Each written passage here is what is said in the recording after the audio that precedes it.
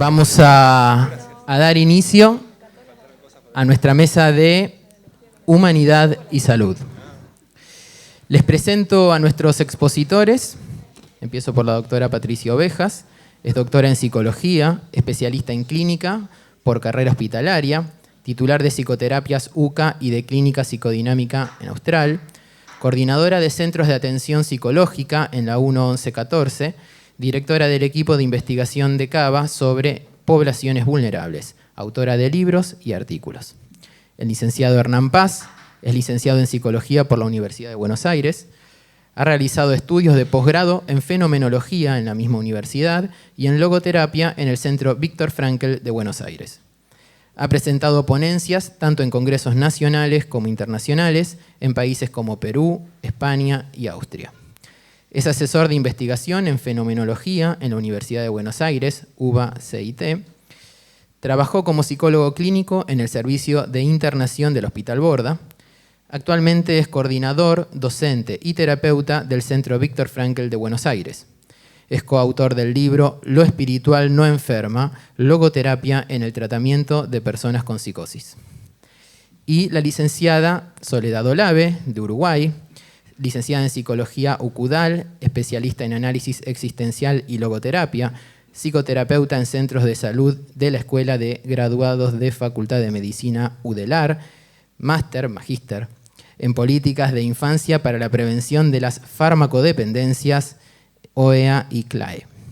Certificados uruguayos de psicoterapia, comunidades terapéuticas e integración PNIE, especialista en drogodependencia UCUDAL, consejera terapéutico en drogadependencias en nivel 3 de competencia técnica, FLAC y SICAC OEA, psicoterapeuta de adultos, adolescentes y grupos, presidente de la Sociedad de Logoterapia de Uruguay, docente de UCUDAL, SUPNIE y terapia focal, referente nacional de la Pastoral de la Prevención y Rehabilitación de las Adicciones de Cáritas Uruguaya. Bueno, muy bien. Un gran panel para un gran tema. Humanidad y salud. ¿Será una utopía? ¿Será una posibilidad? ¿Estaremos cerca? ¿Estaremos lejos? Los tenemos acá para que nos ayuden con eso. Voy a empezar, ya que te tengo aquí al lado, Soledad, te pregunto cortito y al pie. ¿Vivimos en una sociedad saludable? Bueno, muchas gracias por la invitación y gracias a todos por venir.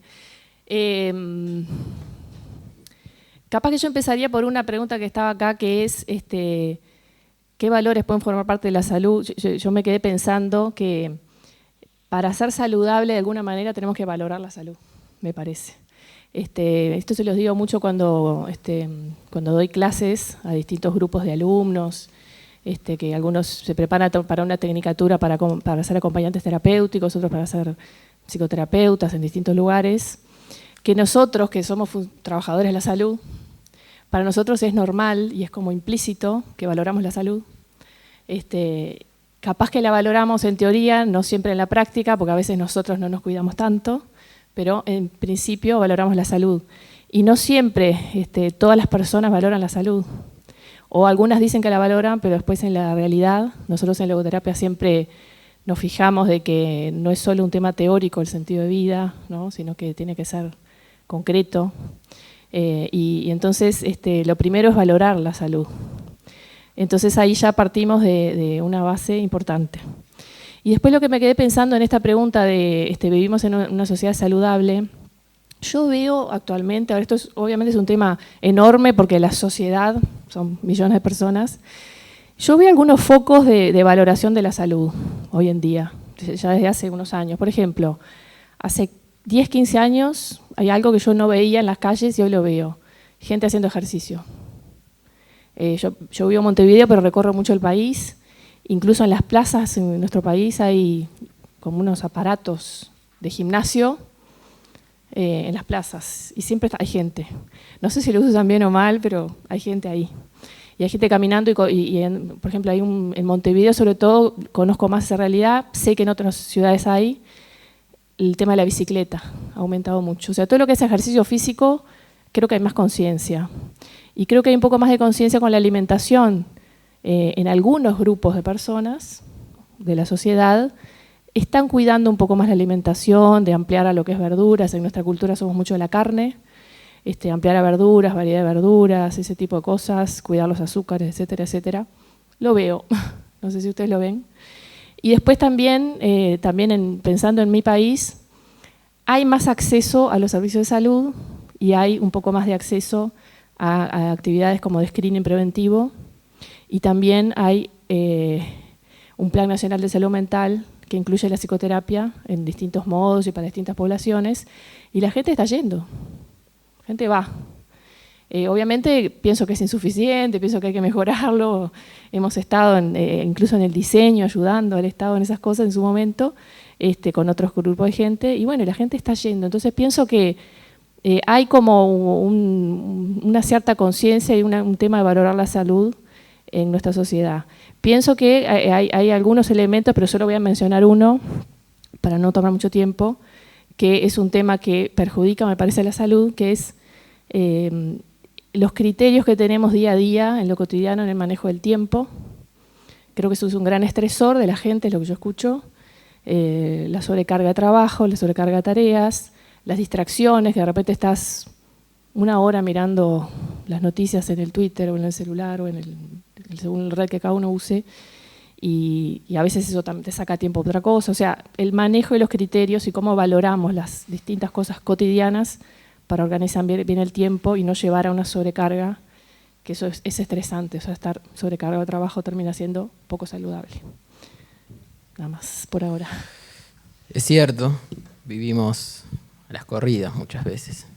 Te pregunto, Patricia, Soledad nos plantea algo que vemos, que vivimos a las corridas, y pienso en el lema de nuestro congreso de este año, que plantea el encuentro. Te pregunto, ¿crees que el encuentro y la salud son temas que se relacionan? Absolutamente. A mí me parece que, pensando el tema salud, me parece muy importante hacer un aporte desde lo que es la esencia de la logoterapia. Si ustedes toman la definición de salud desde la Organización Mundial de la Salud, siempre se identifica con un sesgo casi más psicoanalítico, ¿no? Se la identifica con equilibrio, con bienestar. Y escuchándote, Soledad, desde esa definición, realmente uno puede decir que sí, que somos una sociedad saludable. Pero si uno piensa el aporte de Viktor Frankl y incluye en esta idea de salud la dimensión espiritual, uno a esa definición le tendría que agregar una tendencia al perfeccionamiento, al ser mejores y al reto de agregar la dimensión espiritual en este trabajo por ser mejores, ¿no? Y fíjate que entre todas las cuestiones que vos nombraste que son reales, se ve una sociedad que mira la salud con una definición de hombre acotada y que pone mucho en esto de mejorar, pero se olvida que es esto de mejorar el alma, que es esto de perfeccionar el espíritu. Y ahí entra el encuentro. A mí me parece que Viktor Frankl también fue un pionero en esto de identificar la psicoterapia como un espacio de encuentro, porque en algún punto el ser del hombre es hacerse, y uno no se construye si no es en el encuentro con los otros, ¿no? Es más, a mí me gusta pensar la psicoterapia como un espacio de encuentro con todos esos otros, y también con ese otro que yo puedo llegar a ser. Por eso yo creo que es fundamental empezar a vivir en la sintonía de un encuentro con un otro que tiene una dimensión única, y generalmente ni siquiera nos ponemos en contacto con la mirada de ese otro, mucho menos con eso único que ese otro me puede dar. Y ahí nos estamos perdiendo también mucho de nuestra posibilidad para perfeccionarnos. Coincido. Hernán, Patricia nos empieza a hablar, empieza a incluir en esta charla la dimensión espiritual. Y la empieza a introducir como un elemento salutógeno, es decir, un potenciador de la salud.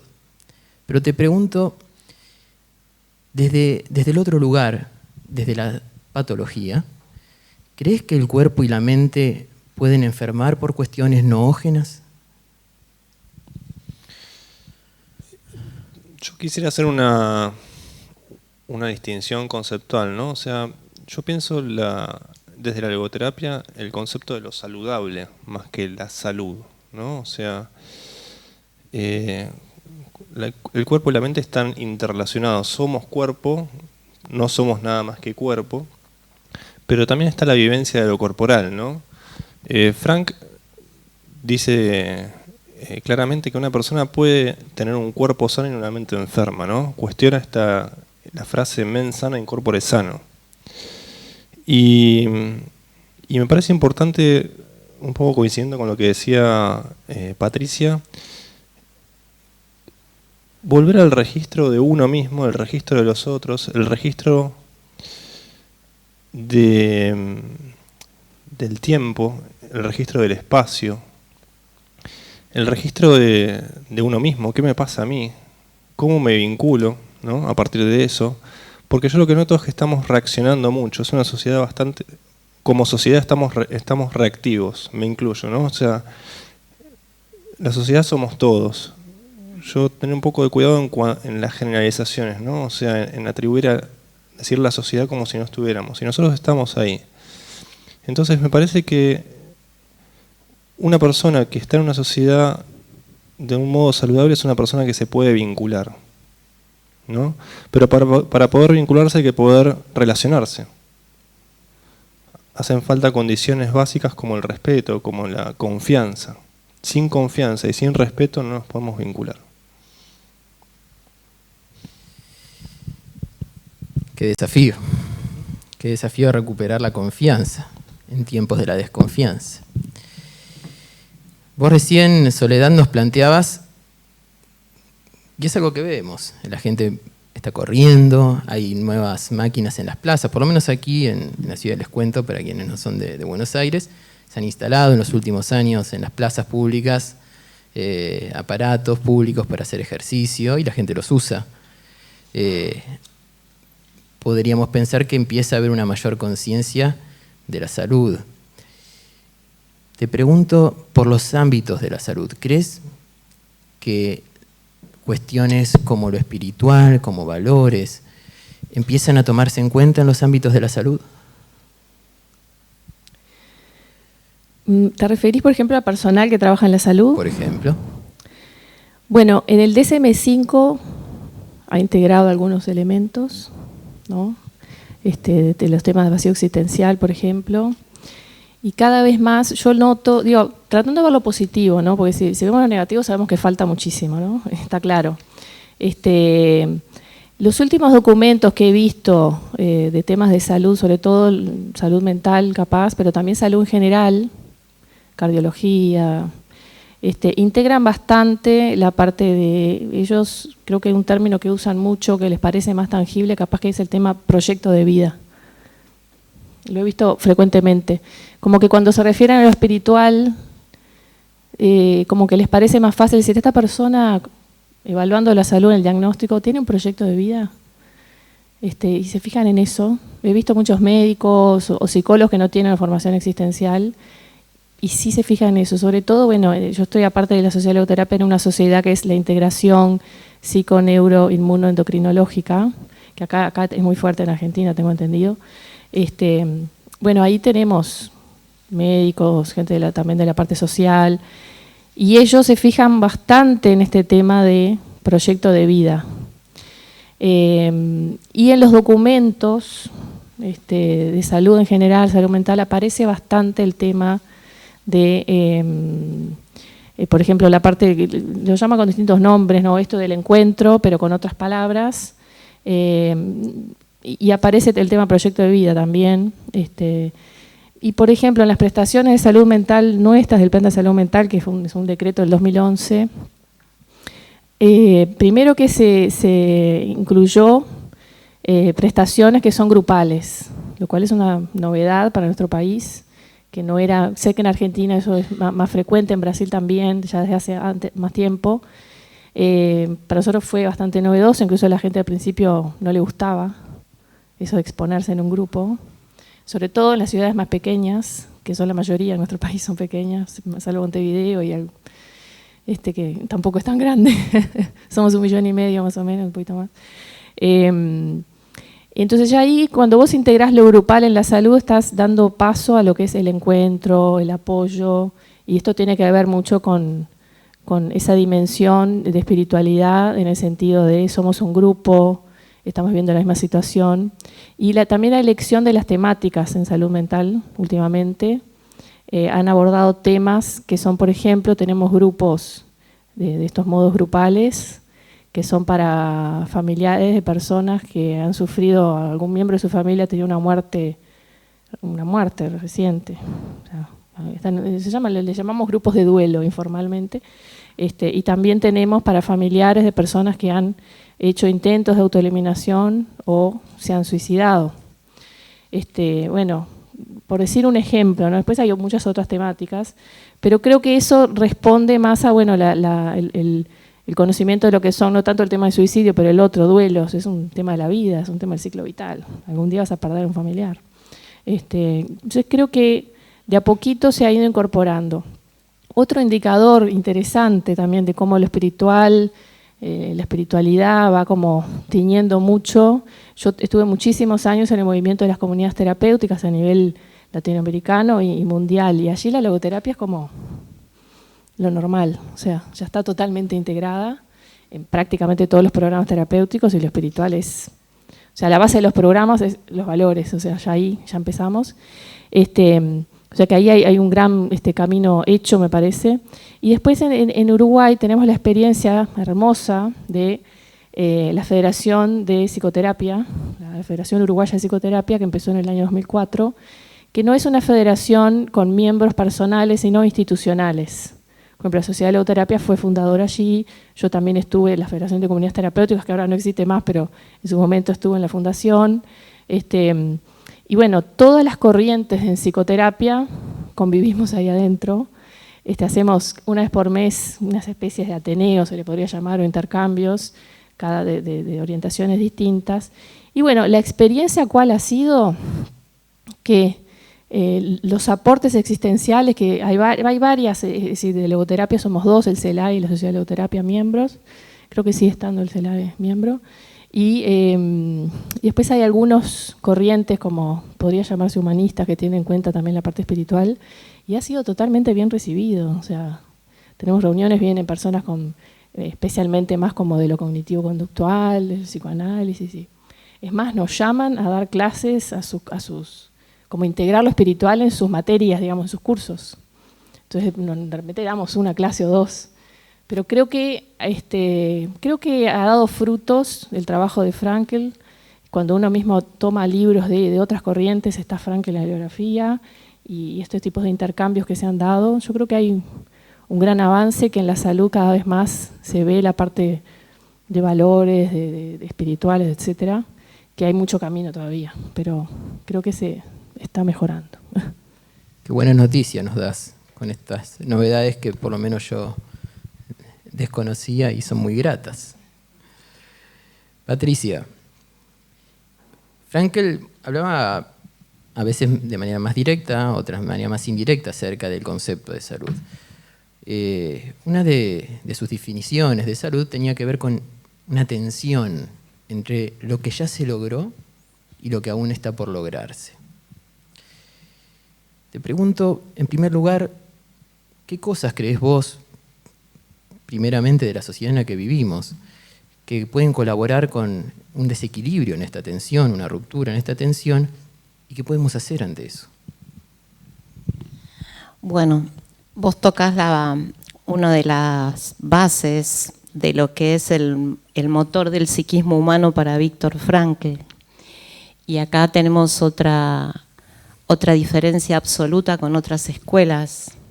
Justamente esta tendencia entre el ser y el deber ser es lo que motoriza al hombre a buscar un sentido.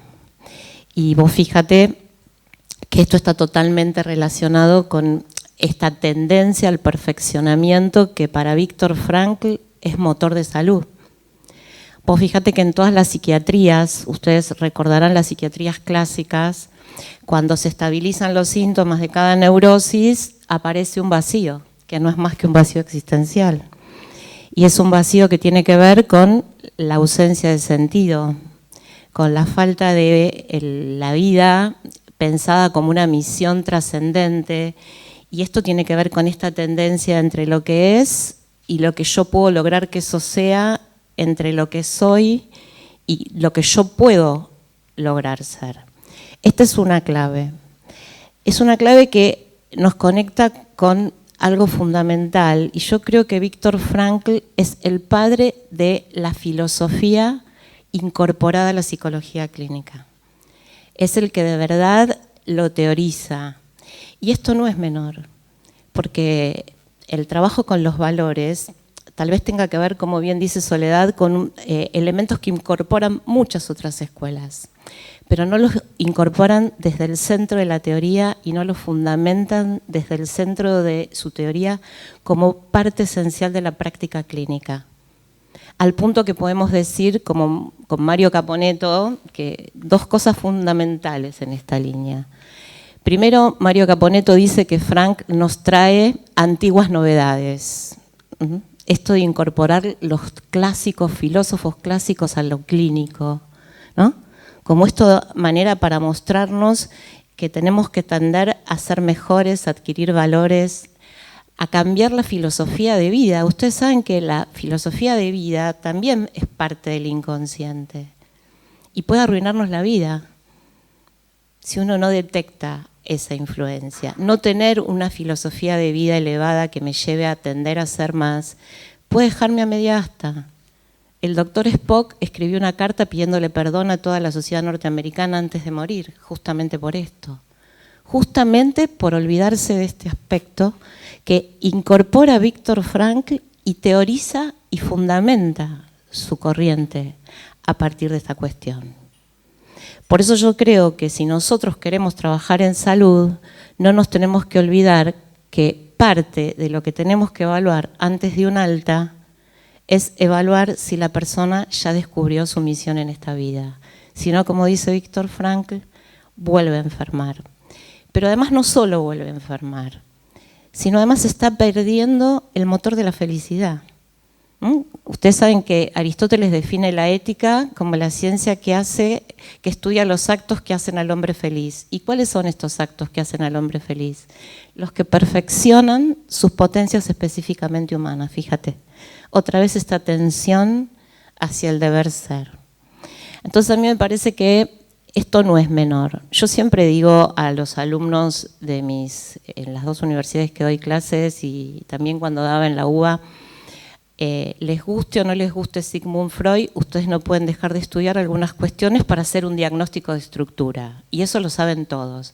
Pero no todos ustedes saben que tienen que estudiar Viktor Frankl para tener una buena idea de hombre, porque si no, no saben hacia dónde tienen que partir, ¿no? Esto es lamentable. Es lamentable. Es lamentable porque se olvidan de que el terapeuta, desde un ámbito aséptico y sin imponer qué valor, tiene que ayudar a que el paciente se responsabilice de ese valor que elija y tiene que ayudar a que el paciente entienda que dentro de la concepción de lo sano está esta tendencia constante a tratar de ser mejor y a tratar de ayudar a que los otros sean mejores. Hay algo muy importante. Yo hace 10 años que estoy trabajando en la máxima expresión de la vulnerabilidad, que es la Villa 1114, y desde allí he tenido la suerte de ser convocada para trabajar en otros centros donde se pierde todo lo que a veces uno podía concebir como atributo humano, hasta a veces el valor de la vida. ¿Y cuál es la herramienta que uno tiene siempre para trabajar? Olvídense a veces hasta de lo instintivo, porque no contamos ni siquiera con el instinto de vida. Olvídense a veces con la tendencia al placer, porque se olvidaron. Y la herramienta para trabajar es esto de que ellos vean que nada les quita el derecho a tratar de ser mejores.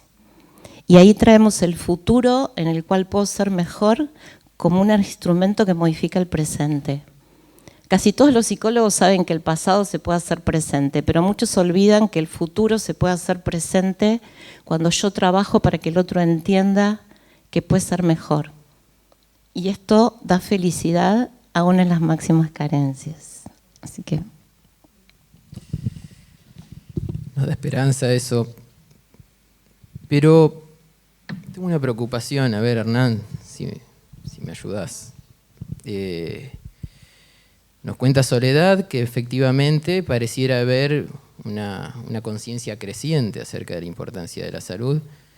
Y Patricia nos cuenta que podemos ser mejores. Sin embargo, remitiéndonos a la pregunta con la que empezamos la mesa de hoy, acerca de lo saludable en nuestra sociedad, pareciera que cuesta hablar de una sociedad saludable. Es como si hubiera un mensaje imperante en la sociedad que no condice con una idea de salud. Entonces te pregunto dos cuestiones. ¿Cuál crees que es el mensaje que hoy impera en la sociedad? ¿Y por qué crees que se impone a una tendencia que quizás sería natural, como nos cuenta Patricia y como nos cuenta Soledad, a vivir en torno a valores significativos, que en realidad no es otra cosa que lo que planteaba Frankl? ¿Qué mensaje nos está imperando en este momento? Sí, yo volvería sobre hago énfasis en lo saludable, ¿no? O sea, en la actitud que cada uno toma frente a los condicionamientos bio, psico, socio, ¿no? No estamos determinados. Decía que no me gustan mucho las generalizaciones porque te puedo hablar de lo que percibo en mi ámbito social, ¿no? Recién Patricia hablaba digamos, dentro de la misma ciudad o dentro de un mismo lugar hay otro tipo, digamos, de funcionamiento social de acuerdo al ámbito en el que se habla, ¿no? Lo que percibo en la sociedad de Buenos Aires, no excluida, digamos, del sistema laboral, económico, es cierto fatalismo, ¿no? Pensando en las neurosis colectivas. Y lo que estaba pensando en estos días es que quizás la neurosis colectiva que más percibo es la del frenetismo, ¿no? Vos al principio hacías un comentario sobre el ritmo, ¿no? Sobre los tiempos en los que vivimos. Sí, nos lo contaba un poco Soledad. También. Entonces, para poder vincularnos, para poder relacionarnos necesitamos tiempo, ¿no? Entonces hay que pensar en qué condiciones estamos generando desde la logoterapia, o sea, cómo podemos favorecer a que se generen las situaciones como de las condiciones de posibilidad de desarrollo para poder desplegar lo espiritual, ¿no? Para poder vincularnos y ayudar a los otros a vincularse.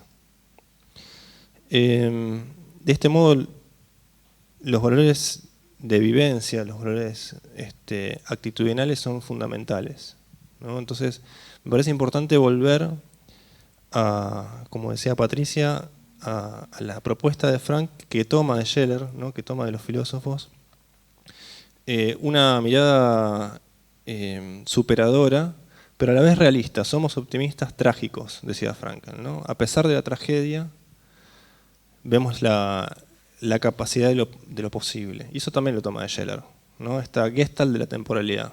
No somos solamente lo que somos, sino lo que podemos llegar a ser. Y eso ubica a las personas no en un lugar fijo, sino en un lugar del tener una característica. Hoy la sociedad está así. Hoy determinada persona está negativa, ¿no? Ve todo de una manera fatalista. Entonces, nosotros lo que hacemos es ayudar a las personas a que puedan ver otras posibilidades.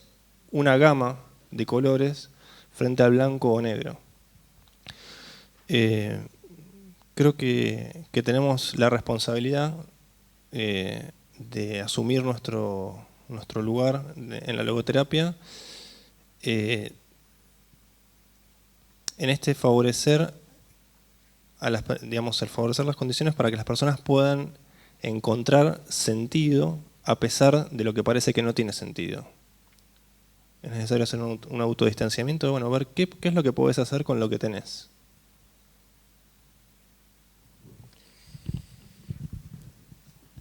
Nombrabas a Frankl y lo quiero traer a través de ustedes a través de propuestas. Entonces les voy a proponer a ustedes la misma pregunta para los tres. Desde una mirada frankliana, de manera sintética, en pocas palabras, ¿cómo creen que podrían colaborar para que esta humanidad en la que estamos pudiera ser un poco más saludable? ¿Qué podría aportarnos Frankl si estuviera aquí con nosotros charlando de esto? Empiezo por vos, Soledad. Bueno, creo que toda la logoterapia sería un aporte, ¿no? Pero pensando como algún elemento, capaz que desde mi experiencia, cuando conocí la logoterapia, que fue en la adolescencia. A mí lo que más me llamó la atención cuando conocí la logoterapia, tenía 17 años, fue una profesora de filosofía, Cristina Araujo, que nos dio Frankl todo el año y nos dio a todos los existencialistas, a Sartre, a todo, pero con Frankl estuvo, no sé cómo hizo para cumplir todo el programa obligada que tenía que cumplir de secundaria. Leímos El hombre en busca de sentido, leímos cantidad de libros de Frankl, y a esa edad en la que estás definiendo tu vocación de estudio, tu vocación de pareja, esas cosas, a esa edad uno está mucho en eso, la verdad que nos enganchamos un montón. Y a mí lo que más me llamó la atención, así como Nobel en este tema, porque ahora ya uno está hace tantos años, ¿no? 20 y pico de años en esto, que ya lo tenés como en los huesos. Pero capaz que alguien que viene de afuera, a mí lo que más me llamó la atención en aquel momento fue, primero, el tema de la integración, ¿no? Creo que es muy importante para nuestras comunidades, nuestros grupos, nuestras familias, en el lugar donde nos movemos, hasta compañero de trabajo, todo, nosotros poder transmitir la importancia del no al reduccionismo, ¿no? Y la importancia de la integración. El cuerpo, mente, emociones, vínculos, ambiente, hasta lo físico, lo estético, un valor muy importante, el disfrute, ¿no? Todos los valores vivenciales, y lo espiritual como, digamos, el eje que de alguna manera dirige todo eso, por llamarlo de una forma, ¿no? Entonces, este tema de la integración me parece fundamental. Y el otro tema que a mí me llamó mucho la atención cuando conocí la logoterapia, yo hasta ese momento, si pensaba el sentido de la vida, para mí era como una cosa, capaz que pensaba más en el suprasentido cuando me hablaban de sentido de la vida, ¿no? El sentido de la vida, bueno, puede ser Dios, o la gloria de Dios, o el crecimiento de la humanidad, más como cosas de suprasentido, ¿no? Y cosas como estáticas, ¿no? Como guías, como cosas que están en el horizonte, como, ¿cómo se le dice? Utopías, una cosa así, ¿no? Y cuando empezamos ahí a leer El hombre en busca de sentido, y Frankl decía, el sentido de la vida es para qué te levantás cada mañana, nada más, ¿no? ¿Para qué haces esto? ¿Qué valor tiene para ti en este momento? Y que mañana cambió tu vida y va a pasar otro. O sea, este tema de la flexibilidad, la aceptación al cambio, una aceptación creativa de las realidades, ¿no? Yo he estudiado mucho el tema de depresión en los últimos años, me he metido mucho de vuelta porque recibí mucha gente con tema de depresión y me interesa mucho. Y uno de los temas fundamentales, por ejemplo, de la depresión es la dificultad de aceptar la realidad tal cual es, que a veces está fea. Pero una aceptación creativa, no dejarse, ¿no? Sino aceptar que hay cosas de la vida que duelen, que molestan, y buscarle la vuelta, capaz solo con la actitud, si no podés, bueno, porque si no llegás a la desesperanza, ¿no? Que ahí vienen los procesos depresivos. Yo creo que capaz que traté como de reflexionarlo desde mi experiencia primera con la logoterapia, no reduccionismo, integración, y la flexibilidad de encontrar sentido en lo cotidiano, en el día a día, que es cambiante. Entonces, si la persona logra integrar la dimensión espiritual de cómo valora las cosas que tiene, creo que eso va a ayudar a que esté más saludable de una manera no solo como se entiende a veces, tengo salud porque no estoy enfermo, ¿no? Sino lo que es vivir una vida plena, ¿no? Así que ese es el aporte que puedo decir, que obviamente hay más cosas, pero me parece que por lo menos me pensé eso. Bueno, estoy condicionada respondiendo a tu pregunta porque acá están dos grandes maestros, el doctor Acevedo y el doctor Pareja Herrera. Habrá que aguantar la presión.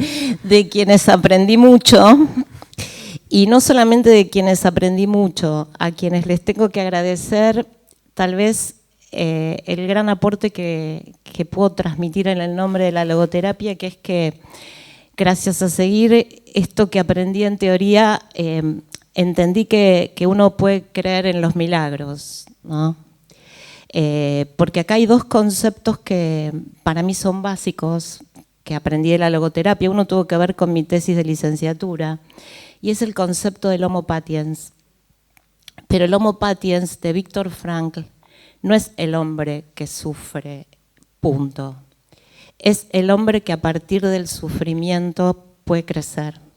Y eso es un cambio absoluto en el concepto de sufrimiento que yo tenía y que mucha gente tiene. Tiene que ver con la antropología, es el sufrimiento puesto como trampolín. Y esto realmente es algo que creo que todos tenemos que tener muy claro, y es que cuando en la vida viene una desgracia, cuando viene un golpe, uno siempre puede crecer afrontando esto.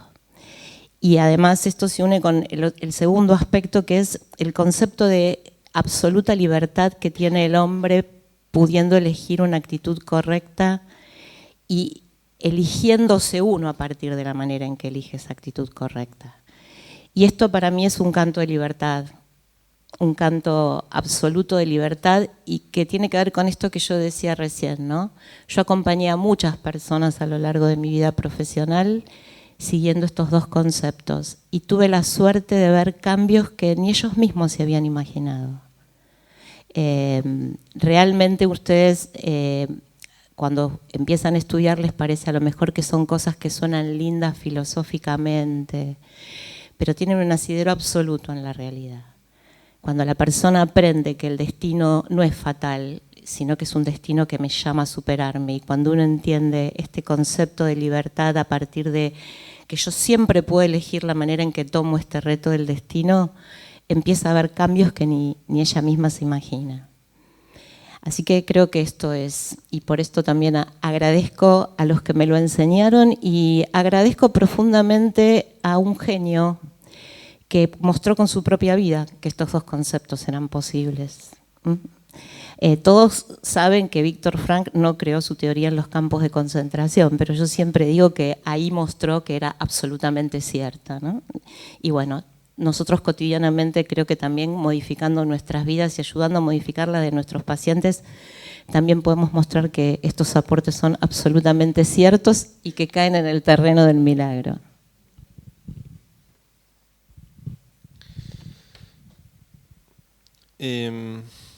Sí, estaba pensando lo que decías recién, ¿no?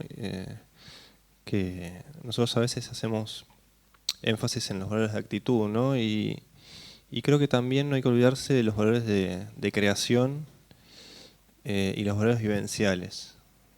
La logoterapia también podemos hablar también de lo alegre, ¿no? No siempre solamente del sufrimiento. Y me parece importante, bueno, para poder hacer también un zoom out, ¿no? O sea, ver qué es lo posible, dónde puedo desplegar mi existencia, ¿no? O sea, qué condiciones tengo que tener. No todo se puede, pero dentro de lo posible, ¿qué es lo que puedo hacer con lo que tengo para poder desplegar algo que tiene que ver con el misterio?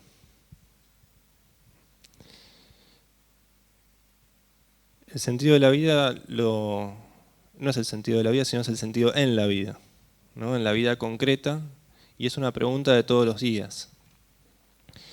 Entonces, yo a veces me quedo contento con que los pacientes, o con las personas y conmigo mismo, se inviten a preguntarse todos los días, ¿para qué estoy haciendo esto? ¿No? Porque el por qué es más fácil de hallar, o los porqués, es una realidad compleja, pero eso tiene que ver con el orden del problema. Podemos pensar cómo llegamos al problema, o cómo se conforma el problema en el que estamos. Pero lo interesante es ver cuál es el misterio. Y en realidad hay algo que inabarcable ahí, ¿no? Cuando hablamos del ser humano hablamos de lo óntico y lo ontológico. Entonces, es fundamental que podamos transmitir que la persona no solamente es, sino que también puede llegar a ser. No es un trastorno, la sociedad no es una sociedad enferma, sino que tiene quizás aspectos características que por ahí pueden generar enfermedad. Las personas no somos ansiosas, no somos depresivas, no somos neuróticas ni psicóticas. Tenemos una estructura psicótica, Me parece importante volver a lo saludable, que es lo espiritual. Lo que no puede enfermar. Qué importante poder pensar esto del ámbito de lo posible. Ya nos tenemos que ir y esta mesa, como ustedes notarán, nos deja con ganas. El tiempo, como en la tele, aquí también es tirano. Pero me quedo con la idea de lo posible. Me quedo con la idea de que podemos ser mejores. Me quedo muy contento con las novedades que Soledad nos trae acerca de cómo esto va creciendo en conciencia. Y me voy pensándolo en términos franklianos, cuando él hablaba del hombre, pero lo pienso en términos de la humanidad. Y en esta idea, si tomamos a la humanidad como es, la haremos peor. Si tomamos a la humanidad como lo que puede llegar a ser, haremos de ella su mejor versión. Me voy con esta idea que ustedes me ayudan a pensar. Los despedimos con un aplauso.